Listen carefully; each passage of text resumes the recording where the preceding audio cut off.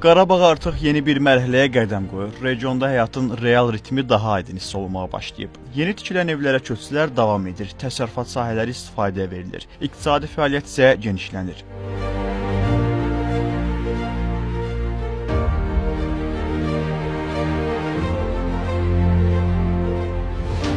Bu gün Qarabağ təkcə tikinti meydançası deyil, bura həyat qayıdıb. Artıq evlərdə işıq yanır. İnsanlar öz doğma torpaqlarında yenidən məskunlaşırlar. Son aylarda görülən işlər göstərir ki, region bərpa mərhələsindən davamlı inkişaf və yaşayış dövrünə keçməkdədir. Bütün bunlar isə Prezident İlham Əliyevin diqqət və qayğısı ilə reallaşır. İlk gündən etibarən ölkə başçısının işğaldan azad olunmuş ərazilərə səfərləri, aparılan tikinti quruculuq işləri ilə tanışlığı və doğma yurdlarına qayıdan sakinlərlə görüşləri bunun bariz nümunəsidir. Möhtərəm Prezident Cənab Ali Baş Komandan, Şəhər Əməliyyatlar Təlim Mərkəzi təməl qoyulma tədbirinə hazırdır. Müdafiə Naziri General-Polkovnik Zakir Həsənov. Tamam. Bərpa olunan Qarabağ müasir infrastruktur, yeni evlər və köç edən sakinlər. Bir-birini tamamlayan bütün bu proseslərlə yanaşı Qarabağa qayıdan şəxslərin məşğulluq məsələsi də Prezident İlham Əliyevin daim diqqətindədir. Qərdədə nə ilə məşğul idiniz? Müəllim işləyirdim. Müəllim. Orta məktəb. Burada da yəqin ki, müəllim. İnşallah var, İnşallah.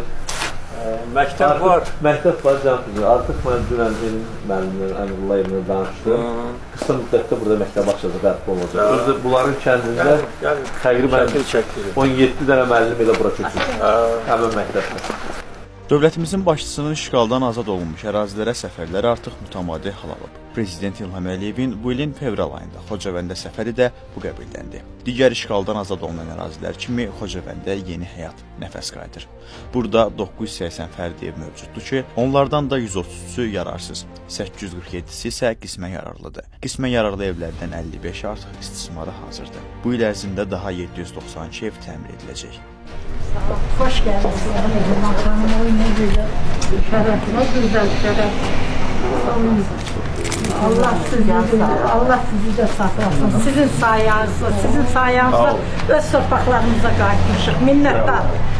Təbrik edirəm.